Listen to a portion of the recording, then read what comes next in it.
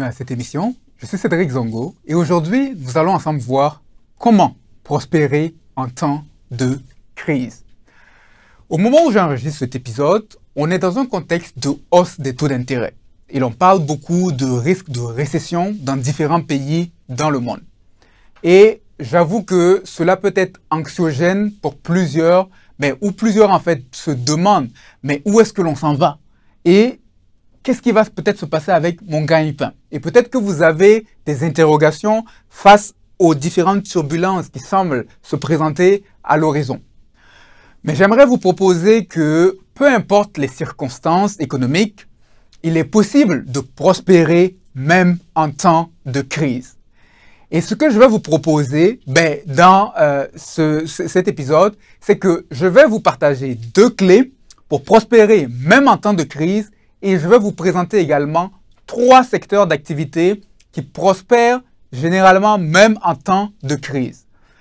La première clé pour prospérer en temps de crise, c'est d'ajuster en fait son état d'esprit.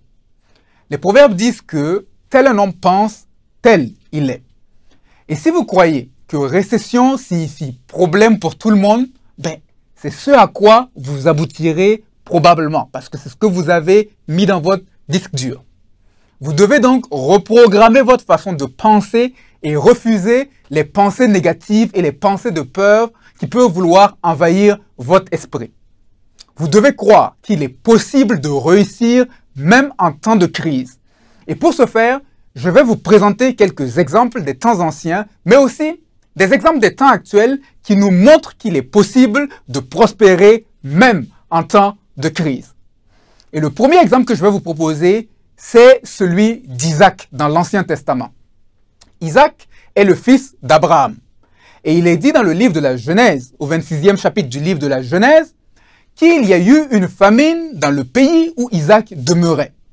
Mais on dit que Isaac sema dans ce pays et il recueillit cette année le centuple, car l'Éternel le bénit. Et il est possible de prospérer même en temps de crise parce que votre source ne dépend pas des saisons économiques. Votre source dépend de celui en qui ou en quoi vous placez votre foi. Et votre source pour le croyant est d'abord en Dieu. Et l'exemple d'Isaac nous montre qu'il est possible de prospérer même en temps de crise. Ne laissez donc pas la négativité, ne laissez pas les nouvelles qui ont tendance à vouloir vous faire peur, en fait, vous amener à croire que la catastrophe arrive pour vous et que c'est fini. Oui, la catastrophe peut arriver dans le monde sans que vous n'en soyez pas atteint, sans que vous n'en soyez atteint.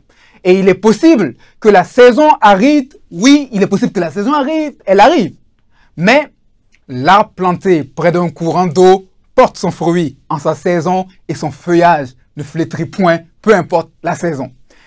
Cela ne signifie pas que vous n'allez pas ressentir les coups. Mais cela signifie que là où les autres tombaient sans pouvoir se relever, vous allez la traverser et en sortir mieux. Et il est possible donc de prospérer même en temps de crise. Le premier exemple, c'est l'exemple d'Isaac. Maintenant, si je vous cite des noms comme Instagram, WhatsApp, Netflix, Uber, qu'est-ce que ces noms ont en commun? Ce sont des compagnies qui ont connu de la croissance durant la récession de 2008. Lorsque tout le monde crashait, eux, ils connaissaient de la croissance. C'est donc à vous dire qu'il est possible de prospérer même en temps de crise. Et gardez-le dans votre esprit. Et j'aimerais terminer ce premier point par une citation du célèbre investisseur Warren Buffett qui a dit « Au XXe siècle, les États-Unis ont subi 2 guerres mondiales et d'autres conflits militaires traumatisants et coûteux. Les États-Unis ont connu la Grande Dépression, une 12aine de récessions et de paniques financières, des chocs pétroliers, une épidémie de grippe et la démission d'un président en disgrâce. Pourtant, le Dow Jones, qui est l'un des indices boursiers, est passé de 66 points à 11 497 points. Il est donc possible de prospérer même en temps de crise. Et la première chose pour prospérer en temps de crise, c'est d'ajuster son état d'esprit. C'est-à-dire croire qu'il est possible de prospérer même en temps de crise et les différents exemples que l'on vient de voir le montrent. La deuxième chose, c'est de se localiser au bon endroit.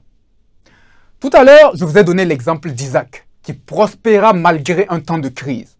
Et si vous lisez l'ensemble du récit, il est dit que lorsque la crise a frappé, Isaac a voulu se rendre en Égypte.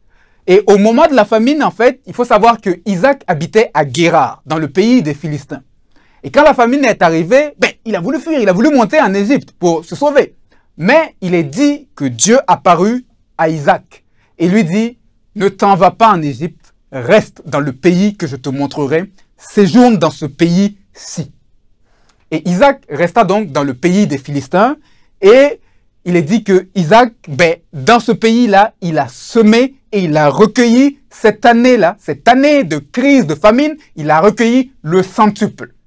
Et donc, votre capacité à prospérer, même en temps de crise, dépendra de votre localisation. Et quand je parle de localisation, je ne parle pas uniquement d'endroits géographiques. Oui, il y a cela, mais il faut aussi penser en termes du domaine d'activité dans lequel vous allez travailler, mais aussi le domaine dans lequel vous allez investir. Et il faut savoir que Isaac était un agriculteur et il était important pour lui de savoir où est-ce qu'il devait semer. Et semer pour un agriculteur a le sens de travailler. Semer, c'est travailler, investir afin de générer du rendement. Et donc, votre capacité à prospérer en temps de crise dépendra de l'endroit où vous allez vous localiser. Dépendra du secteur d'activité dans lequel vous allez travailler ou investir. Maintenant, Dieu est apparu à Isaac pour lui dire « sème dans ce pays-ci ». Je ne suis pas Dieu pour vous dire quel est votre territoire de faveur, mais j'ai un peu de connaissances historiques pour vous indiquer quels sont des secteurs d'activité qui traditionnellement s'en sortent bien en temps de crise. Je crois que la connaissance a été créée par Dieu. Et je crois qu'on n'a donc pas toujours besoin d'une révélation, mais on peut aussi commencer par utiliser son cerveau comme base de départ en attendant autre chose. Donc, en période de crise, selon les données historiques, certains investisseurs très aguerris effectuent ce que l'on appelle des stratégies de rotation. Ils déplacent en fait leurs investissements d'un secteur vers d'autres secteurs qui sont plus adaptés selon le cycle économique dans lequel on se trouve. Et en période de crise, il y a 3 secteurs vers lesquels les investisseurs se réfugient. Et dans le jargon financier, on les qualifie de secteurs défensifs parce qu'ils ont tendance à mieux résister aux récessions. Et donc, il s'agit premièrement du secteur de la santé, deuxièmement du secteur de la consommation de base et troisièmement du secteur des services aux collectivités. Et je vais brièvement un peu les expliquer. Premièrement, prenons le secteur de la santé. Quand on parle du secteur de la santé, on parle de tous ceux qui fournissent des équipements, des services en santé. On pense par exemple aux entreprises pharmaceutiques, aux entreprises de recherche en santé, aux entreprises qui fabriquent des équipements en santé, aux entreprises qui fournissent des soins de santé, aux hôpitaux, aux cliniques, tous ceux qui, de près ou de loin, sont investis dans ce secteur. Et donc, il s'agit du premier secteur qui, en temps de crise, a tendance à se comporter un peu mieux que les autres. Oui, il ressent la crise, mais il a tendance à se comporter un peu mieux que les autres secteurs. Parce que, récession ou non, les gens ont besoin de se soigner.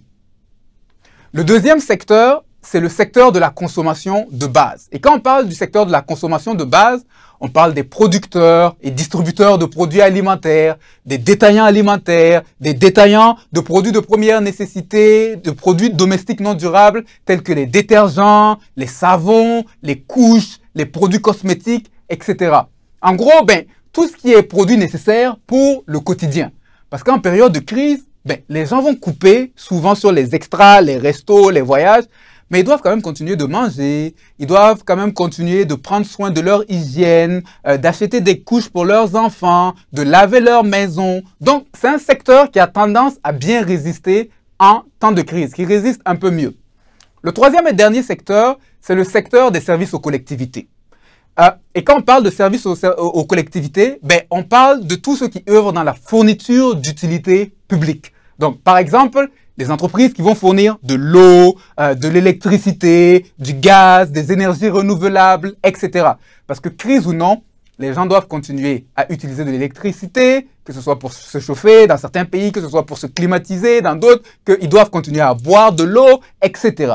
Et donc, vous pouvez donc voir comment est-ce que vous pouvez vous insérer dans ces secteurs-là ou voir en fait comment vous pouvez supporter ces secteurs en étant un fournisseur, par exemple, de l'un de ces secteurs. Et donc, ce sont généralement 3 secteurs qui fonctionnent bien, un peu mieux en temps de crise.